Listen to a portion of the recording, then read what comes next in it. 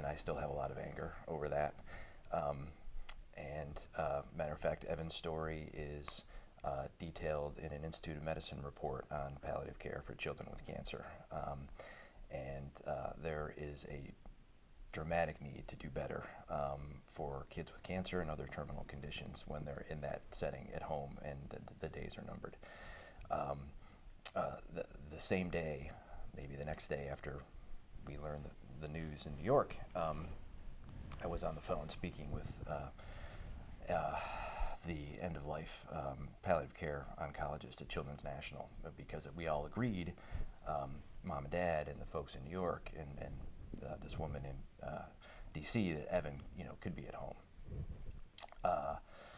So I remember telling her, first and foremost, I want Evan to be comfortable, and we want to make this as comfortable as possible, and I want your commitment that we are going to do that, and whatever it takes. So yes, we have a plan in place that we feel good about, and come in and visit with us. Um, so actually, no, don't come in and visit with us. It was, we have a plan in place, and we'll be able to coordinate when you get back home. So we got home, and we were visited by two nurses who, in hindsight, we learned were not pediatric nurses. And there's this unfortunate dynamic that exists where the ability of physicians and nurses who work out of the Children's Hospital to be at home with families and patients in those final days is restricted. So we ended up with nurses who were adult nurses who specialized in caring for adults who were sort of contracted out to us. And we didn't appreciate the important distinction there. So, these folks would come and check in on Evan, and we would report to them, and they would report to the physician. So we had this sort of triangle, if you will, of care where, Evan is at the top, the nurse or nurses are, at one angle, and the other angle is the physician at Children's. Never the three shall meet.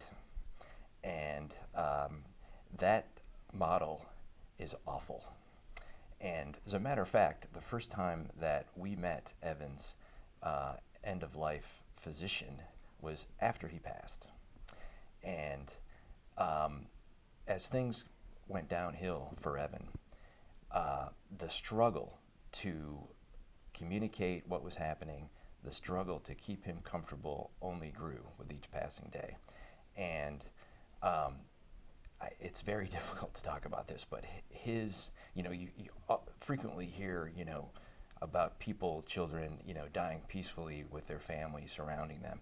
And that was not the case with our son. And I'm pissed about that, and will be for the rest of my life. And I blame myself for that.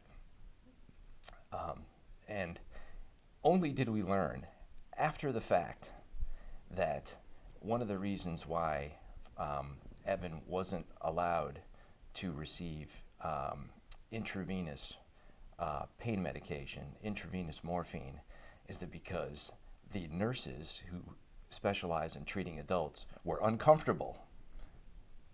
The irony of that word is overwhelming to me. They were uncomfortable giving IV medicine to a child at home, while my child was uncomfortable dealing with everything that he was dealing with.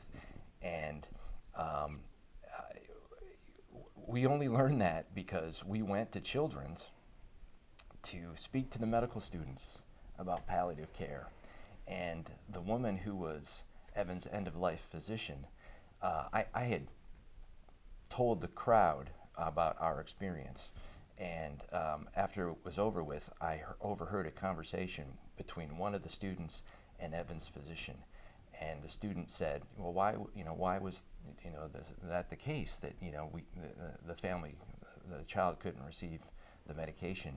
And Evan's doctor said, well, the nurses who were there, weren't comfortable administering it. And I overheard that, and I was all I could do to restrain myself. This was years later, a couple years later. I said, "Are you kidding me?" I mean, just an unbelievable, colossal failure, and our son suffered because of it.